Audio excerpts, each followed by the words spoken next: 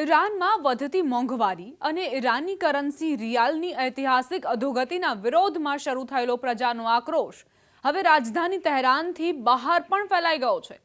સતત ત્રીજા દિવસે પણ ઈરાનના અનેક શહેરોમાં પ્રદર્શન અને હડતાળના અહેવાલો મળી રહ્યા છે. શરૂઆતમાં આ વિરોધ એક વેપારી વિવાદ જેવો લાગતો હતો અને તેમાં મુખ્યત્વે દુકાનદારો સામેલ હતા, પરંતુ હવે આ વ્યાપક આર્થિક અસંતોષનું સ્વરૂપ લઈ ચૂક્યો છે. તેમાં વેપારીઓ ઉપરાંત યુનિવર્સિટીના વિદ્યાર્થીઓ પણ જોડાઈ ગયા છે. આંદોલન બનેલા આ આક્રોશની શરૂઆત રવિવારે તહેરાનના ઐતિહાસિક ગ્રાન્ડ બજારથી થઈ, જ્યારે દુકાનદારોએ બંધ પાડ્યો.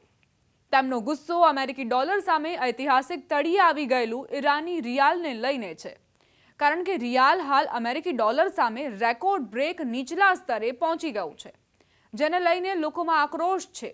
સ્થિતિ ઝડપથી વણસી રહી છે. પ્રજાના આંદોલને અનેક શહેરોને પોતાની બાનમાં લઈ લીધા છે. સોશિયલ મીડિયા પર સામે આવેલા વિડીયોમાં કરાજ, હમેદાન, કેશ્મ, મલાડ, ઇસ્ફહાન, કેરમાનશાહ, શિરાઝ અને યઝદ જેવા શહેરોમાં પ્રદર્શન દેખાયા. અનેક જગ્યાએ પોલીસને ભીડને વિખેરવા માટે ટીયર ગેસના શેલનો ઉપયોગ કરવો પડ્યો, જેના કારણે પ્રદર્શનકારીઓ વધુ વિફર્યા. ઈરાનમાં રિયાલનું અવમૂલ્યન અને ગંભીર આર્થિક હાલતના વિરોધમાં શરૂ થયેલા પ્રદર્શનો પર સરકારે કડક વલણ અપનાવવાના સંકેત આપ્યા છે. ઈરાનના પ્રોસિક્યુટર જનરલ મોહમ્મદ મોવાહેદી આઝાદે ચેતવણી આપી છે કે જો આ વિરોધ પ્રદર્શન દેશમાં અસ્થિરતા કે અસુરક્ષા ફેલાવવાનો પ્રયાસ બનશે તો સરકાર નિર્ણાયક કાર્યવાહી કરશે. સરકારી મીડિયામાં બુધવારે પ્રકાશિત નિવેદનોમાં મોવાહેદી આઝાદે કહ્યું કે શાંતિપૂર્ણ વિરોધ કરવો લોકોનો અધિકાર છે અને તેને સમજી શકાય છે. વધુમાં તેમણે ઉમેર્યું કે રોજીરોટી સાથે જોડાયેલા શાંતિપૂર્ણ વિરોધ સામાજિક જીવનનો ભાગ છે. સાથે જ તેમણે સ્પષ્ટ ચેતવણી આપી કે જો આર્થિક વિરોધ પ્રદર્શનો અસુરક્ષા ફેલાવવા, જાહેર સંપત્તિને નુકસાન પહોંચાડવા કે કોઈ બાહ્ય ષડયંત્રના ઉદ્દેશ્યથી થશે તો સરકાર કડક અને કાયદાકીય કાર્યવાહી કરશે. આ ચેતવણી એવા સમયે આવી છે જ્યારે ઈરાનમાં પ્રદર્શન તહેરાનથી નીકળીને અનેક અન્ય શહેરો સુધી ફેલાઈ ગયા છે. જો કે એક તરફ ઈરાની સરકારનું વલણ થોડું નરમ પણ પડ્યું હોય એવું લાગી રહ્યું છે.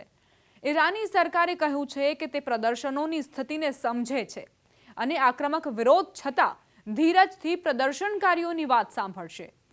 રાષ્ટ્રપતિ મસૂદ પેજેશ્કિયને કહ્યું કે તેમણે ગૃહમંત્રીને નિર્દેશ આપ્યા છે કે તેઓ પ્રદર્શનકારીઓના પ્રતિનિધિઓ સાથે વાતચીત કરે, જેથી સમસ્યાઓનો જવાબદારીપૂર્વક ઉકેલ લાવી શકાય. આ તમામ વચ્ચે રાષ્ટ્રપતિએ કેન્દ્રીય બેંક ગવર્નર મોહમ્મદ રેઝા ફરઝીનનું રાજીનામું સ્વીકારી લીધું અને પૂર્વ નાણામંત્રી અબ્દુલ નાસિર હેમત્તીને નવા ગવર્નર તરીકે નિયુક્ત કરી દીધા. આંદોલનનો વિસ્તાર વધવા સાથે યુનિવર્સિટીઓના વિદ્યાર્થીઓ પણ રસ્તાઓ પર ઉતરી આવ્યા. અનેક જગ્યાએ વિદ્યાર્થીઓએ સરકાર વિરોધી નારા લગાવ્યા, જેમાં તાનાશાહને મોત જેવા સખત નારા પણ સામેલ હતા. આ વિરોધ સીધો જ ઈરાનના સર્વોચ્ચ નેતા અયાતુલ્લા અલી ખામનેઈની વિરુદ્ધ માનવામાં આવે છે. એટલું જ નહીં, માહોલની ગરમીનો અંદાજ એ વાતથી પણ લગાવી શકાય છે કે કેટલાક પ્રદર્શનકારીઓએ 1979ની ઇસ્લામિક ક્રાંતિમાં સત્તામાંથી હટાવવામાં આવેલા શાહ મોહમ્મદ રઝા પહેલવીના પુત્રના સમર્થનમાં પણ નારા લગાવ્યા. અમેરિકી વિદેશ વિભાગના ફારસી ભાષાના સોશિયલ મીડિયા એકાઉન્ટે પણ પ્રદર્શનકારીઓનું સમર્થન કરતા કહ્યું કે અમેરિકા તેમના સાહસની પ્રશંસા કરે છે. સન્માન અને વધુ સારા ભવિષ્યની માંગ કરનારાઓની સાથે છીએ. ઈરાનની સ્થિતિ અમેરિકાના રાષ્ટ્રપતિ ડોનાલ્ડ ટ્રમ્પ અને ઇઝરાયેલના પ્રધાનમંત્રી બેન્જામિન નેતન્યાહુ વચ્ચે ફ્લોરિડામાં થયેલી વાતચીત દરમિયાન પણ ચર્ચાનો વિષય રહી. સંયુક્ત પ્રેસ કોન્ફરન્સમાં ટ્રમ્પે શાસન પરિવર્તન પર સીધું નિવેદન આપવાનો ઇનકાર કર્યો, પરંતુ કહ્યું કે ઈરાન ભારે મોંઘવારી અને તૂટતી અર્થવ્યવસ્થાથી ઝઝૂમી રહ્યું છે અને ત્યાંના લોકો ખુશ નથી.